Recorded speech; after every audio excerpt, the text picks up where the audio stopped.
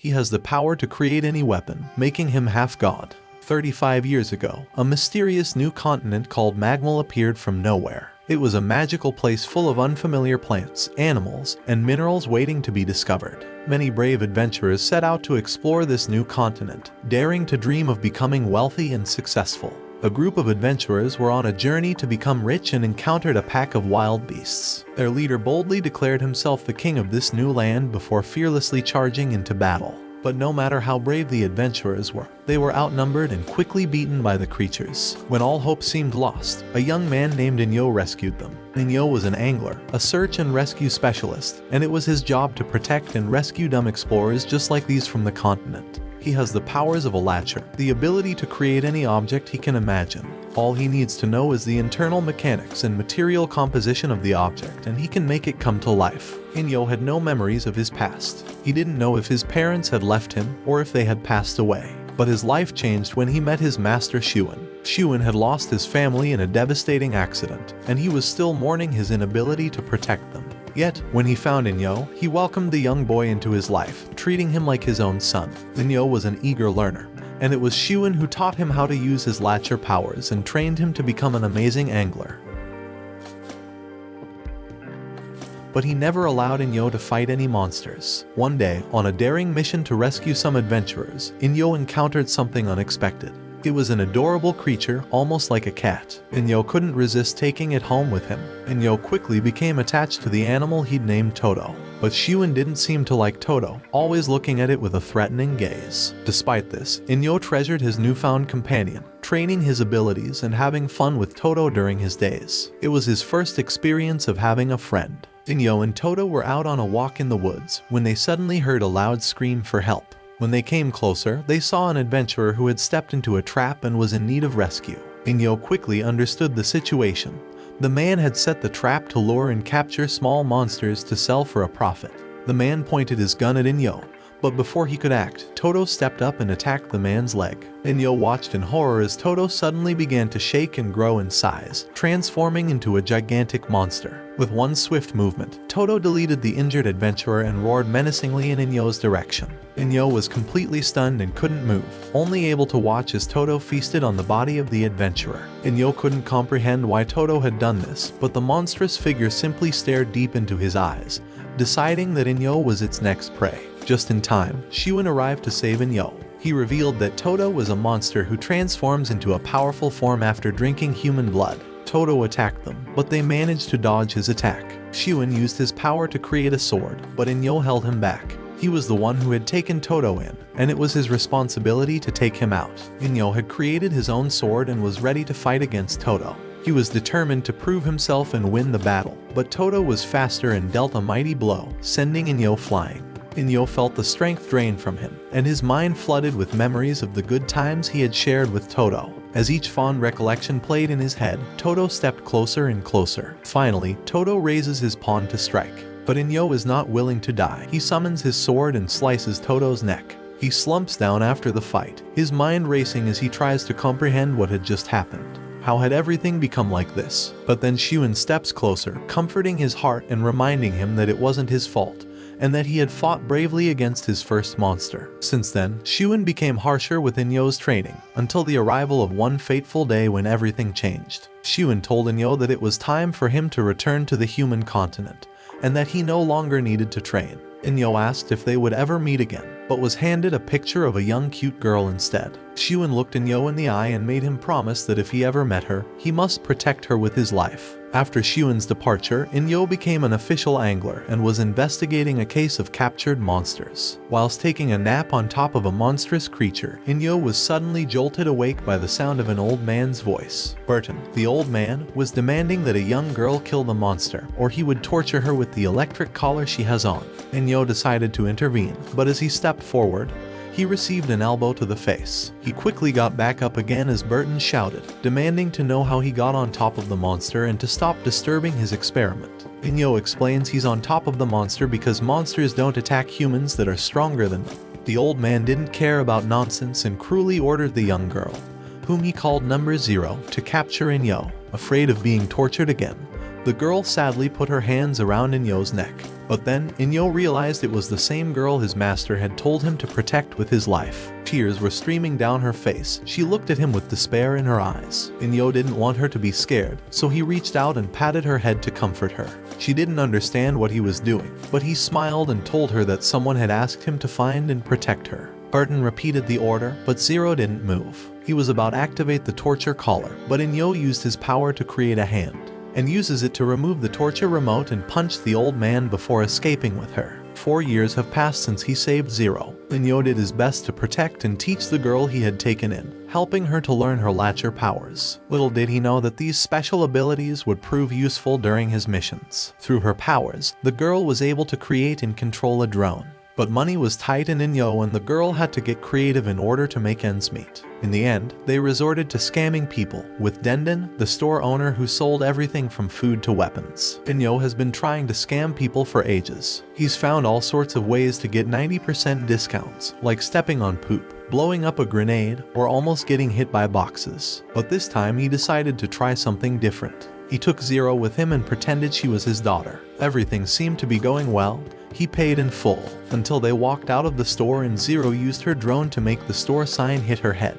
She even used fake blood to make it look real and they managed to get an extra discount. But they aren't bad people. They always try to do the right thing, as long as it's not money related, especially when it comes to people's lives. They once received a quest to save a woman known as the Saint, because she was taking care of orphan kids. The Saint went 8 times to Magmall with different teams and returned alone every single time.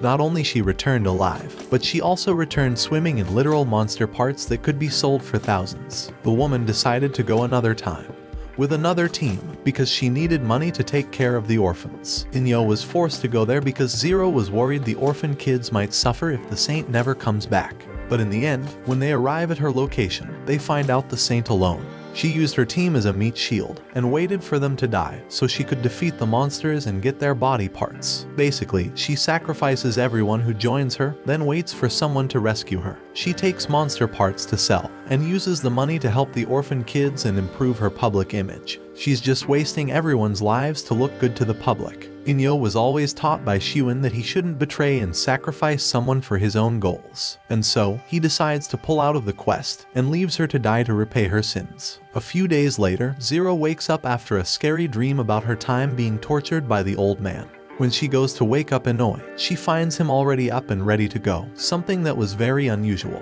She offers to make breakfast for him, but he tells her he doesn't need it and leaves to take care of some business. She was freaking out, and when she noticed the calendar with Shu written on it, she knew something was up. She invited all their close friends to get to the bottom of why Shu was acting so strangely, and what Shu meant. One of them asked if it was related to Xiuan, so they all asked Zero how she met Inyo, and if she had ever heard of Xiuan's master. But Zero said she had never met him before. She eagerly told her friend about her past and how she had met Inyo. Meanwhile, Inyo arrives at Xiuan's house, where he occasionally cleans it up, expecting his master to someday come back. But when she returned home, she was surprised to see someone sitting in Inyo's chair. She was delighted to greet the person, but when the chair turned around, she was shocked to see the old man who had tortured her. She was about to cast her powers, but someone pushed her away from behind. Burton then began to play mind games with her, forcing her to remember the terrible suffering she had experienced at his hands. She's frozen with fear, unable to move, and the traumatic memories come flooding back. The cruel man holds up a menacing torture collar and orders her to put it on, but she refuses until he reveals a live image of one of her friends being attacked, and she's forced to accept her fate. Inyo returns home to find a video call waiting for him. On the other end is Burton. He explains with a sinister laugh that this is revenge for what Inyo had done before and shows his friends being approached by hooded people before they blow themselves up. The old man then reveals he will be waiting in the same facility if Inyo survives. Inyo turns around and sees a man behind him with an explosive monster on his head. Zero starts to recall her past as she enters the facility. She remembers how Burton pushed her to the brink of exhaustion, forcing her to fight monsters to draw her strongest power. She was filled with worry over Inyo, wondering if he was still alive after the explosion. Zero noticed some familiar faces among the other children as she looked around. She wondered if they were Latchers too, but one of the kids told her that the man had taken their powers away. Suddenly, men come and take the children away. She's all left alone and she tries to comfort her heart, repeating that Inyo will come to save her. However, Burton appears once again to manipulate her. He tells her that Inyo is already dead and shows the recording of the explosion. She breaks down in tears and screams after seeing it, remembering all the moments they spent together, and all the times they had fun and shared a smile. Meanwhile, Inyo appears and breaks into the facility, revealing that he managed to shield himself right before the explosion. He walks into a room filled with hooded people. The man uses a screen to convey how much he hated Inyo after he took Zero 4 years ago. The guy brags about how strong he is, but our body doesn't care. He just cares about fulfilling the promise to protect Zero. The old man tells everyone to attack Inyo, but our boy uses his powers to create floating boxes, allowing him to dodge everyone. Some pillars start moving, getting in his way, forcing him to get to the ground. The old man presses the remote control, making 3 attackers explode. Luckily, Inyo used his powers to shield himself from the explosion, but ends up being trapped under a boulder. The last attacker slowly approaches him and reveals her face. Shockingly, the attackers are the kids who got taken by the guards. The old man put monsters onto their heads using them as disposable explosives to kill Inyo. Inyo tries to stop it by attacking, but fails, only managing to cut the collar off. The last attacker explodes and leaves Inyo heavily. The old man decides to finish his vengeance and kill Inyo by stepping inside the room. Our boy gets up, determined to get Zero back, and creates a weapon to attack. Yet, the old man pierces his leg out of nowhere with a sword, revealing that he now has Latcher powers. Burton explains he stole and absorbed every kid's powers to become a Latcher, and now he wants to prove that he's way stronger than Inyo. Our boy tries to outsmart the old guy by creating a grenade, but Burton uses the remote control to make the collar next to Inyo explode. Burton starts beating him, bragging about his powers, and decides to use a spiked bat to torture Inyo to death. He attacks, but Inyo manages to stop it using his power to create metal armor around his chest. But Burton immediately hits him on the face and starts beating him left and right. Inyo tries to find a way to escape, and quickly realizes that he might have a way to be able to reach Zero. He creates a grenade and throws it at Burton, forcing him to swing it away. The explosion breaks out the windows, and he shouts for Zero. Upon hearing his words, she starts tearing down in happiness as she realizes that he's alive. Burton continues beating him and threatens to explode Zero, but Inyo manages to buy some time, and shouts to Zero to remember how they met. However, Burton quickly uses a sword and slashes him from behind. Zero's mind starts to get filled from memories of the day she was saved, on how he promised to protect her, give her a true place to stay,